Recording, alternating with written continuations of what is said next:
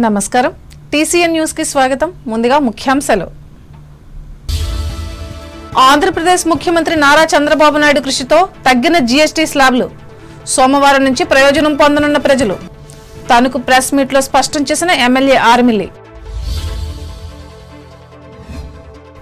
తనకు బీజేపీ రక్తదాన శిబిరాన్ని ప్రారంభించిన ఎమ్మెల్యే దాతలను అభినందించిన ఈ పార్టీ రాష్ట్ర అధికార ప్రతినిధి డాక్టర్ రేణుక తణుకులో ఘనంగా గురజాడ జయంతోత్సవ వేడుకలు మహాకవి ఖ్యాతిని వివరించిన ప్రముఖ ఆడిటర్ జనరల్ గడ్డ విగ్రహానికి పూలమాలలు వేసి నివాళులర్పించిన బాలురోన్నత పాఠశాల 1978-79 పూర్వ విద్యార్థులు ప్రపంచ శాంతి ద్వారానే సుఖ సంతోషాలు తణుకు విద్యార్థులకు హితవు పలికిన లయన్స్ క్లబ్ నేతలు ప్రతిజ్ఞ చేసిన బాలబాలికలు తాడేపల్లిగూడెంలో ముఖ్యమంత్రి సహాయ నిధి చెక్కులను పంపిణీ చేసిన ఎమ్మెల్యే బొలిశెట్టి గేదెల అకారణ మృతిపై నిర్ధారణకు వచ్చిన పశుసంవర్ధక శాఖ అధికారులు వెల్లడించిన కొవ్వూరు ఎమ్మెల్యే ముప్పిడి ద్వారకా తిరుమల చిన్నవెంకన్న క్షేత్ర దేవత ఆలయంలో 22 నుంచి ఆరంభం కానున్న శరన్నవరాత్రి ఉత్సవాలు జీఎస్టీగా ప్రసిద్ధి చెందిన గూడ్స్ అండ్ సర్వీస్ ట్యాక్స్ లో కేంద్ర ప్రభుత్వం తీసుకొచ్చిన సవరణలతో రూపుదిద్దుకున్న నూతన విధానాన్ని సోమవారం నుంచి దేశవ్యాప్తంగా అమలు చేయనున్నట్లు తణుకు ఎమ్మెల్యే ఆర్మిల్లి రాధాకృష్ణ తెలిపారు. ఈ మేరకు పట్టణంలోని తన కార్యాలయంలో ఆదివారం ఏర్పాటు చేసిన విలేకరుల సమావేశంలో ఆయన పాల్గొని మాట్లాడారు. పాత విధానంతో సాధారణ ప్రజలు ఇబ్బందులు పడుతున్నారని సమస్యను ముఖ్యమంత్రి నారా చంద్రబాబు నాయుడు కేంద్ర ఆర్థిక మంత్రి నిర్మలా సీతారామన్ దృష్టికి తీసుకువెళ్లగా భారంగా ఉన్న టాక్స్ విధానాన్ని తగ్గించారని అన్నారు.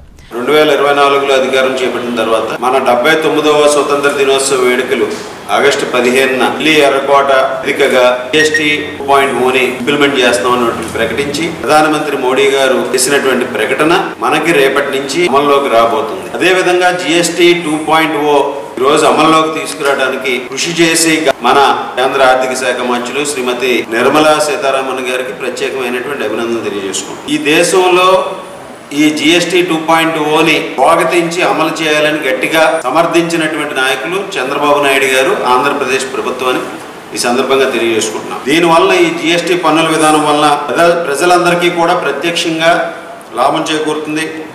వ్యాపారుల మీద పన్నుల భారం తగ్గుతుంది. ఈరోజు పరిశ్రమల అభివృద్ధికి సహకరిస్తుంది, వ్యాపారం అభివృద్ధికి సహకరిస్తుంది, పెట్టుబడులు రావడానికి అవకాశం ఉంటుంది, ఈరోజు ఉత్పత్తి పెరగడానికి అవకాశం ఉంటుంది. ఈ విధంగా దేశంలో ప్రజల పొదుపును పెంచి కొనుగోలు శక్తిని కూడా పెంపొందించడానికి, అలాగే కొత్త పెట్టుబడులను ఆకర్షించడానికి కూడా ఇది ఉపయోగపడుతుంది. ముఖ్యంగా మన రాష్ట్రంలో కానీ దేశంలో ఉన్నటువంటి పేద దిగువ మధ్య తరగతి కుటుంబీకులు ఎవరైనా కూడా కోరుకునేది మనకి నిత్యావసర వస్తువుల ధరలన్నీ కూడా తగ్గాలనేది, తక్కువ ధరకు రావాలనేది.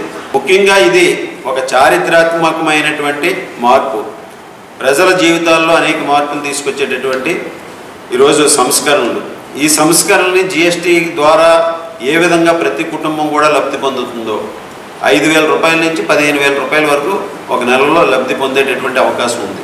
మన నియోజకవర్గంలో కూడా సెప్టెంబర్ 22 నుంచి జీఎస్టీ 2.0 అమలు అవుతున్నటువంటి తరుణంలో రేపటి నుంచి అక్టోబర్ 2025 వరకు కూడా ఈ సంస్కరణల గురించి జీఎస్టీ 2.0 ద్వారా పొందే లబ్ధి గురించి ప్రతి ఒక్కరికి కూడా తెలియజేయడంతో పాటుగా ఏ విధంగా ఈ ప్రభుత్వం వారికి ఒక లాభాన్ని చేకూర్చిందనేది కూడా ప్రతి ఒక్కరు కూడా గమనించాలని సందర్భంగా తెలియజేసుకుంటున్నాం. ఈ కార్యక్రమంలో తెలుగుదేశం పట్టణ అధ్యక్షులు మంత్రిరావు వెంకటరత్నం, మండల శాఖ మాజీ అధ్యక్షులు పితాని మోహన్ రావు, అత్తిలి మండల శాఖ అధ్యక్షులు పోలిశెట్టి చందు, వ్యవసాయ మార్కెట్ కమిటీ చైర్మన్ కొండేటి శివలు పాల్గొన్నారు.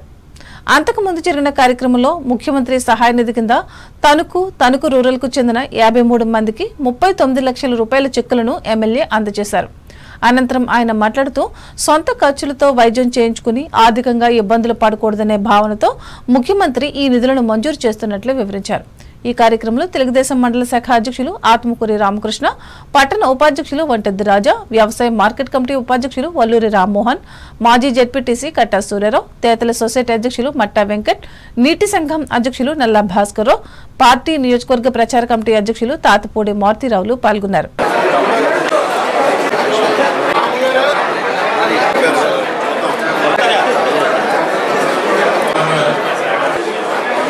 దగ్గరకు వచ్చి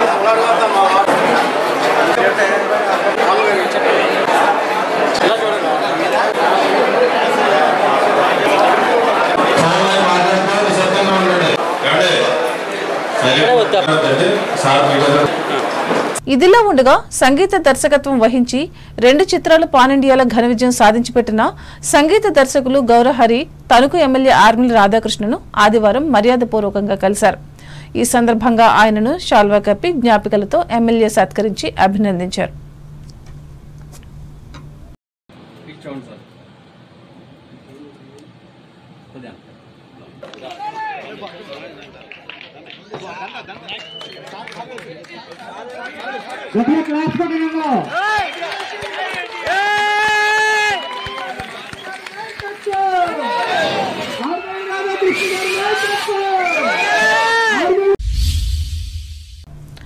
భారత ప్రధాని నరేంద్ర మోడీ జన్మదినం సందర్భంగా నిర్వహిస్తున్న సేవా కార్యక్రమాల్లో భాగంగా తణుకు బీజేపీ ఆధ్వర్యంలో ఆదివారం పట్టణంలోని Mullapudi Harichandra Prasad red cross blood బ్యాంకులో రక్తదాన శిబిరాన్ని ఏర్పాటు చేశారు. ఈ మేరకు 17 మంది పార్టీ కార్యకర్తలు స్వచ్ఛందంగా రక్తదానం చేయగా పార్టీ పట్టణాధ్యక్షులు బొల్లాడ నాగరాజు 56 సార్లు రక్తదానం చేసి రికార్డులకెక్కి ప్రశంసలు అందుకున్నారు. ఎమ్మెల్యే ఆర్మిల రాధాకృష్ణ ముఖ్య అతిథిగా పాల్గొని ప్రారంభించారు. ఈ సందర్భంగా పార్టీ రాష్ట్ర అధికార ప్రతినిధి మున్సిపల్ మాజీ చైర్పర్సన్ డాక్టర్ ముళ్లపూడి రేణుక మాట్లాడుతూ ప్రధానమంత్రి పుట్టినరోజును ఒకరోజే కాకుండా వారం రోజుల పాటు దేశమంతటా నిర్వహిస్తూ ప్రజలకు సేవలు అందిస్తున్నట్లు చెప్పారు.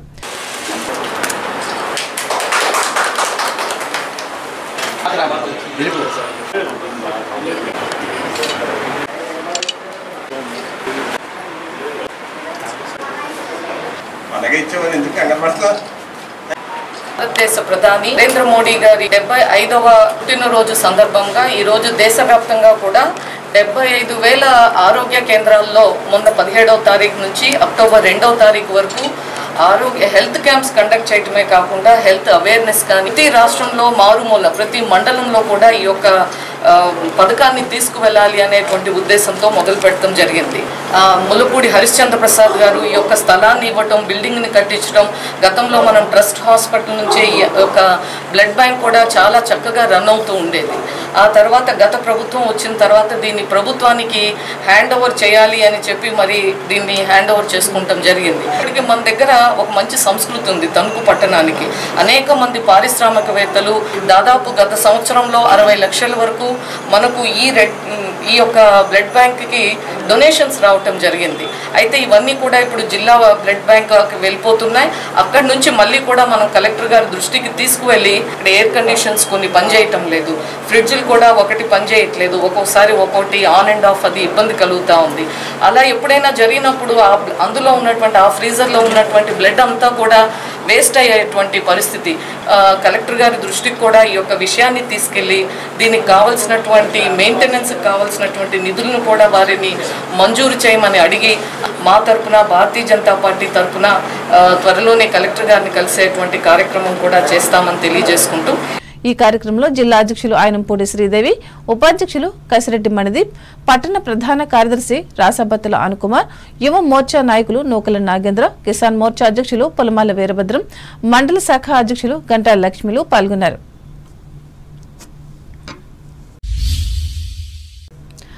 దేశమును ప్రేమించుమన్నా, మంచి అన్నది పెంచుమన్నా, దేశమంటే మట్టి కాదోయ్, దేశమంటే మనుషులోయ్ అని చాటి చెప్పి మన సమాజాన్ని జాగృతం చేసిన నవయుగ వైతాళికుడు గురజాడ అప్పారావు జయంతిని తణుకులో ఆదివారం ఘనంగా నిర్వహించి నివాళులు అర్పించారు. ఈ సందర్భంగా టీసీఎన్ ప్రత్యేక కథనం అందిస్తోంది. సమాజాన్ని పట్టి పీడిస్తున్న బాల్య వివాహాలు, కన్యాశుల్కం వంటి దురాచారాలపై తన కళాన్ని కత్తిలా సంధించి రచించిన కన్యాశుల్కం నాటకంతో గురజాడ మహాకవిగా ఆవిష్కృతుడయ్యాడు. తెలుగునాట ఆధునిక సాహిత్యకారుడిగా, వ్యవహారిక భాష ఉద్యమ సారథిగా వెలుగొందిన గురజాడ అభ్యుదయ కవిగా అందరి అభిమానాన్ని అందుకున్నారు. మంచి చెడ్డలు మనుజులందున ఎంచి చూడగా రెండే కులములు, మంచి అన్నది మాలమగితే మాలమే అగుదునంటూ దళితులను తనతో కలుపుకోలేని వారికి జాతీయత గురించి మాట్లాడే అర్హత లేదని కరాఖండిగా చెప్పిన మహాకవి గురజాడ మానవత్వం ఉన్న మహామనిషిగా మంచి పేరు తెచ్చుకున్నారు. ఈ సందర్భంగా సాహితీ సామ్రాజ్యం ఆధ్వర్యంలో గురజాడ విద్యా నికేతన్లో గురజాడ జయంతిని నిర్వహించగా ప్రముఖ ఆడిటర్ జనరల్ గడ్డ సూర్యసుబ్రహ్మణ్యం ముఖ్య అతిథిగా పాల్గొని మాట్లాడారు. అనంతరం ఈయనను సంస్థ అధ్యక్షులు తాడినాడ భాస్కర్ రావు ఘనంగా సన్మానించి గౌరవించారు.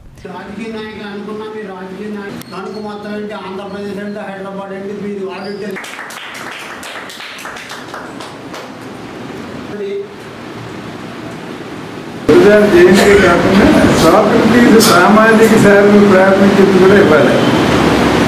కోయిన్సిడెన్స్ అంటే మహాత్ములు అలా పుడతారు. ఆయన దేశం అంటే మట్టి కాదు అన్నాడు, కానీ ఇంకొక విషయం చెప్పాడు మనందరికీ తెలియదు. ఆయన ఏమిటంటే బైబిల్లో యేసు గురించి చెప్పిన, పవిత్ర పురాణంలో ప్రవక్త చెప్పిన, భగవద్గీతలో శ్రీకృష్ణుడు చెప్పిన, మన జనరల్గా మన మాట్లాడేటప్పుడు ఎవరైనా పండితులు మాట్లాడేటప్పుడు హ్యూమన్ బీయింగ్స్ని ప్రేమించండి అని చెప్తూ ఉంటారు. కానీ వాళ్ళు అలా చెప్పలేదు. ఎలా చెప్పారంటే love all the living beings అన్నారు. కాదు, ఇంకా పురుషు కుక్కలు పక్షులు జంతువులు అన్నీ ఉన్నాయి. వీటన్నీ ప్రేమించమని చెప్పింది ఈ మూడు ప్రవక్త చెప్పిన, యేసుక్రీస్తు చెప్పిన, శ్రీకృష్ణుడు చెప్పిన ఎలా చెప్పారని ఫస్ట్ చెప్పింది గుర్రాలు. ఇంకా ఈ సభలో మానసిక వైద్య నిపుణులు బంగారు రమేష్ కుమార్, స్కూల్ ఇన్ఛార్జ్ పాలేపు మమత, వివిధ రంగాలకు చెందిన మండవల్లి చిన్నరామయ్య, మొహమ్మద్ కమాలుద్దీన్, ఆలపాటి సుబ్బారావు, ఆకిళ్ల సుబ్రహ్మణ్యం, నండూరు సూర్యనారాయణమూర్తి, మందరపు సాయిబాబా, ముక్కామల మోహన్ రావులు పాల్గొన్నారు.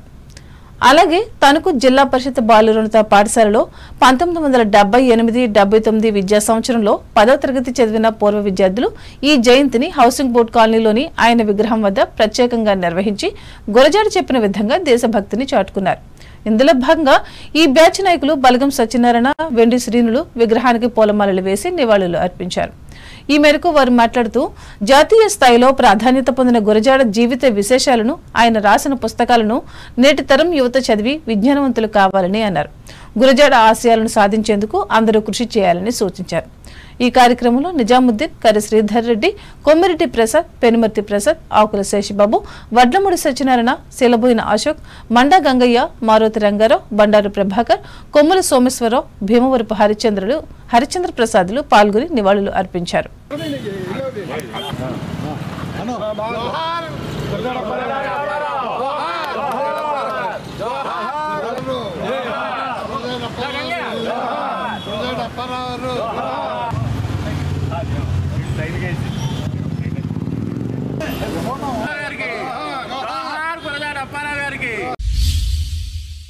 ప్రపంచ శాంతి దినోత్సవాన్ని తణుకులో ఘనంగా నిర్వహించారు. ఇందులో భాగంగా పలు విద్యా సంస్థల్లోని విద్యార్థులు శాంతి పావురాలను ఎగురవేసి అశాంతికి దూరంగా ఉంటామని ప్రతిజ్ఞ చేశారు.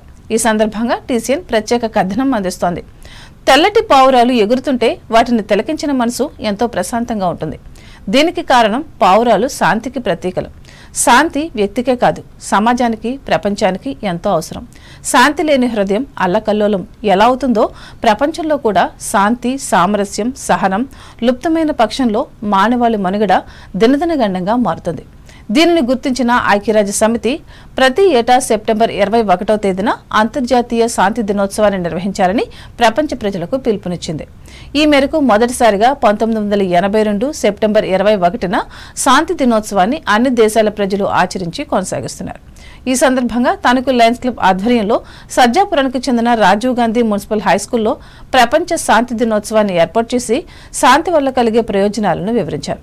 ముఖ్యంగా లయన్స్ జిల్లా మాజీ గవర్నర్ దామిని రంగారావు పాల్గొని ప్రపంచ దేశాల్లో జరుగుతున్న యుద్ధాలను తక్షణమే ఆపాల్సిన అవసరం ఉందని అన్నారు. లేకుంటే ప్రపంచ పటమే ఉండదని అన్నారు.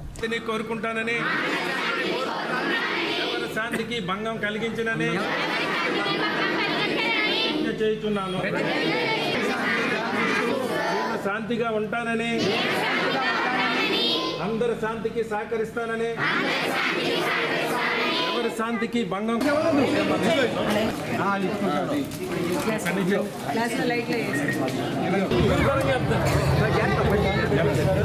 పౌరులు రేపు భవిష్యత్తుడు మీ చేతుల మీద ఉంది. ఇప్పటి నుంచో కూడా మీరు శాంతి అన్నది అలవర్చుకుని సుఖ సంతోషాలతో ఉండాలనే ఉద్దేశంతో ఇంటర్నేషనల్ అంతర్జాతీయ సేవా సంస్థ ప్రపంచ దేశాలన్నీ కూడా ఇవాళ శాంతి దినోత్సవం జరుపుకుంటుంది. ప్రతి దేశంలో కూడా ప్రపంచంలోని ప్రజలందరూ భయాందోళన లేకుండా నిర్భయంగా శాంతిగా జీవించడమే ఇక ఈ ప్రపంచ శాంతి ముఖ్య ఉద్దేశం. మన దేశం మన భారతదేశం పవిత్రమైన వేదభూమి. ఈ వేదభూమిలో మనకి సుఖశాంతులు కలిగజేయాలని చెప్పి మరియు ఈ యొక్క అశాంతిని నెలకొనకూడదు అని అనేక ప్రవచనాలు మనకి చెప్పడం జరిగింది. అందులో ముఖ్యంగా మరి గౌతమ బుద్ధుడు, యేసుక్రీస్తు, శంకరాచార్యులు, అలాగే గురునానక్ రెడ్డి మహాత్ములు అహింసకు విరుద్ధంగా మనకు ప్రచారం చేసి శాంతి కలిగించేలాగా చేశారు. క్లబ్ అధ్యక్షులు కోడూరి వెంకట సత్యనారాయణ అధ్యక్షతన జరిగిన ఈ సభలో కార్యదర్శి పితాని వెంకటరమణ, కోశాధికారి ఎంఆర్ కోటేశ్వరరావు, పూర్వ అధ్యక్షులు గమ్ని వెంకట సుబ్బారావు, కడియాల సూర్యనారాయణ, యాతం నాగరాజు కుమార్లు పాల్గొన్నారు. కాగా స్వర్ణ లయన్స్ క్లబ్ ఆధ్వర్యంలో లిటిల్ ప్యారడైజ్, నారాయణ స్కూల్స్లలో 900 మంది విద్యార్థుల చేత శాంతి ప్రతిజ్ఞ చేయించి ర్యాలీ నిర్వహించారు. ఈ కార్యక్రమంలో club zone chairperson K Padmavathi, అధ్యక్షులు బూరుగుపల్లి వెంకట్రావు, సభ్యులు బూరుగుపల్లి లలిత కుమారి, దామెర సురేఖలతో పాటు ఈ విద్యా సంస్థల ప్రధానోపాధ్యాయులు పాల్గొన్నారు.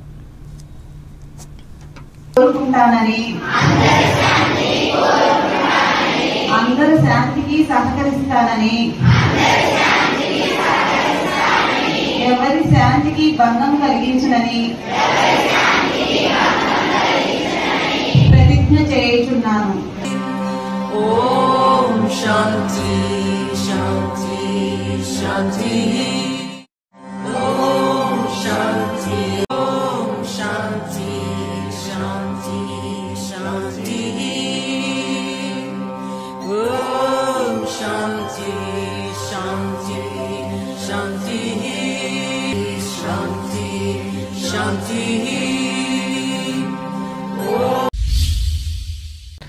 Tanuku senior citizens welfare association, Nisha ఫౌండేషన్ల సంయుక్త ఆధ్వర్యంలో ప్రతి ఆదివారం నిర్వహిస్తున్న వృద్ధులకు ఈ ఆదివారం కూడా వైద్య సేవలు అందించారు. ఇందులో భాగంగా ప్రముఖ నేత్ర వైద్య నిపుణులు హుస్సేన్ అహ్మద్, ఆర్థోపెడిక్ వైద్య నిపుణులు నిమ్మగడ్డ అచ్యుతరామయ్యలు సంచార సెక్టర్ ద్వారా పట్టణంతో పాటు మండపాక, వేల్పూరు గ్రామాల్లో పర్యటించి 10 మంది వృద్ధులకు ఉచితంగా పరీక్షలు నిర్వహించి సూచనలు, సలహాలు ఇచ్చారు. అలాగే కందా వెంకట ప్రభాకరరావు ఆర్థిక సహకారంతో మందులను కూడా ఉచితంగా అందించారు. ఇంటింటికి వెళ్లి నిర్వహించిన ఈ అరుదైన ఆదర్శ సేవా కార్యక్రమానికి కోశాధికారి అజయ్ భాస్కర్ రావు, వైద్య సిబ్బంది పాల్గొని సహకరించారు. మతిమరుపు నివారణకు సంబంధించిన ప్రపంచ అల్జీమర్స్ దినోత్సవాన్ని తణుకులో ఆదివారం సీనియర్ సిటిజన్స్ వెల్ఫేర్ అసోసియేషన్ నిర్వహించి ఈ అంశంపై అవగాహన కలిగించారు. ఇందులో భాగంగా ఏర్పాటు చేసిన సభలో మానస హాస్పిటల్ అధినేత, మానసిక వైద్య నిపుణులు బి రమేష్ కుమార్ ముఖ్య అతిథిగా పాల్గొని మాట్లాడారు. ముఖ్యంగా మతిమరుపును తగ్గించుకునేందుకు చేపట్టాల్సిన చర్యలను వివరించారు.